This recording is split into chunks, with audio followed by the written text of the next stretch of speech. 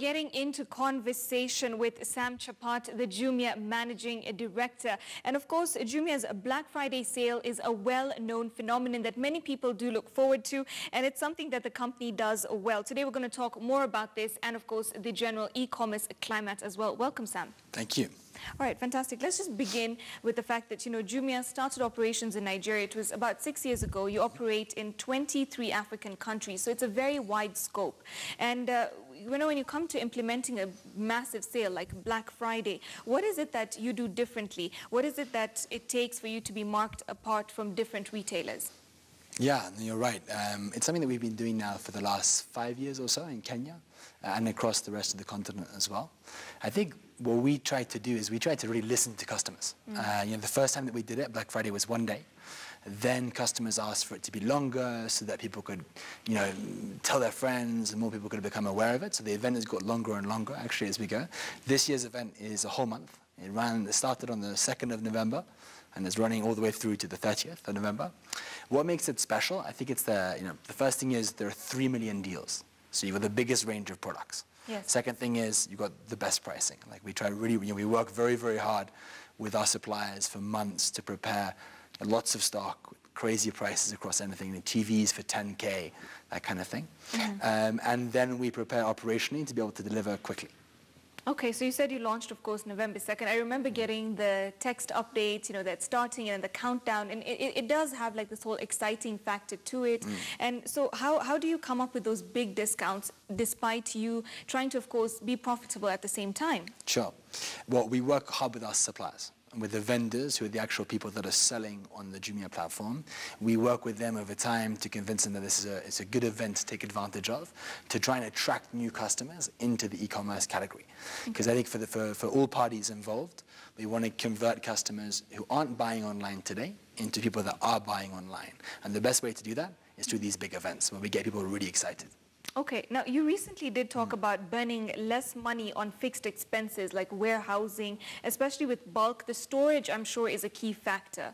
So then what does it take to prepare for such massive orders? Yes, you've talked to suppliers, you've nailed everything down, you've got the profits, the losses, everything settled, and then the sheer bulk of everything. How do you deal with that? Yeah. No, it's difficult. It's difficult because for these big events, particularly for the first couple of days, the volumes are very, very high. To give you an idea, on day one, the first 24 hours, we had over 1 million visits in Kenya. Wow. So it gives you a bit of an idea about the volumes. And what we do is, number one, we get more space. So we get more warehousing space, either temporarily or from a fixed time perspective. We get more delivery riders lined up and we train them ahead of time so that they know what they're doing and they can deliver a good enough customer experience.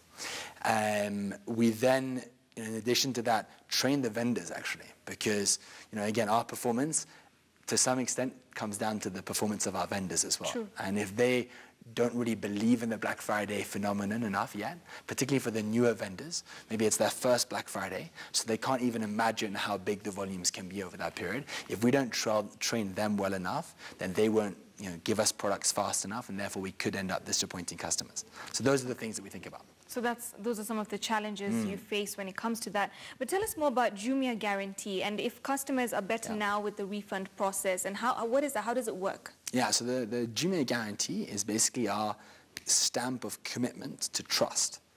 When you buy on Jumia, you can trust that Jumia has got you covered. That's what the Jumia Guarantee is. The terms of it are basically that any electronic product that you buy on Jumia, whoever's selling it, Jumia guarantees the quality. If you have a problem within 3 months, we refund you or we replace you immediately. So that's something that's really, really important, I think, for product quality confidence on Jumia. Okay, now Jumia has, of course, emerged as a key market player when it comes to e-commerce, when it comes to online retailing, and we've seen that. We've also seen an influx of a lot of different companies getting into this market and some exiting this year as well, massive ones actually. So we've got about 300 million smartphones on the continent, and so it provides huge potential, as I'm sure.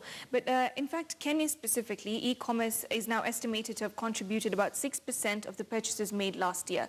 So it's there, but it's not to the greatest extent that it could be if you compare it to Western Europe, where 75% of the sales are online as opposed to physical, brick and mortar establishments. So how do you think that these challenges are shaping your strategy currently?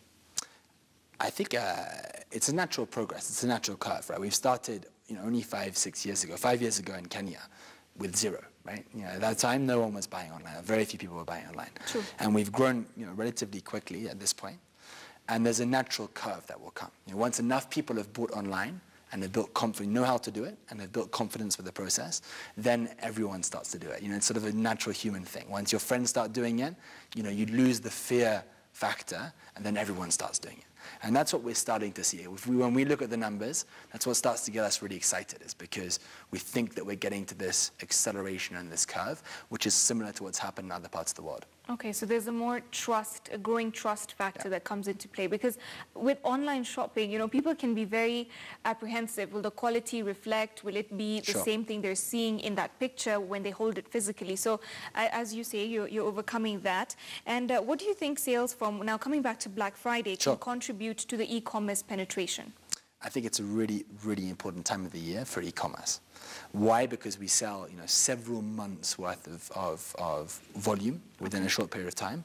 More importantly, that builds confidence with vendors. So we have already 100 vendors a day signing up on Jumia. Through these big events, they see the future. They get a bit of an idea about the volumes that will happen in the next couple of years, and so they get more engaged with the platform. Why is that great? It's great because it means more assortment for customers and better pricing for customers. The other reason these events are really powerful, and particularly Black Friday, is because it attracts new customers to the site. To give you an idea, we almost have already, we're the 8th of November, we already have more new customers in the platform than the whole month, last month. So, these events bring way more new customers to e-commerce, so that they start to build the behavior of buying online. That's why it's so important. Okay, so you've seen an influx, and it also assists with that. That's great, but we've also had many e-commerce platform founders and spokespeople on the show recently. Some who also came from Nigeria, providing similar services to yours. Yet, why do you consider offline retailers your main competition? Because today 99% of business is happening offline. So we don't spend 1 minute of one day really talking or thinking about competition within the online sphere. The only thing that we care about is building the e-commerce category. We're targeting the 99%.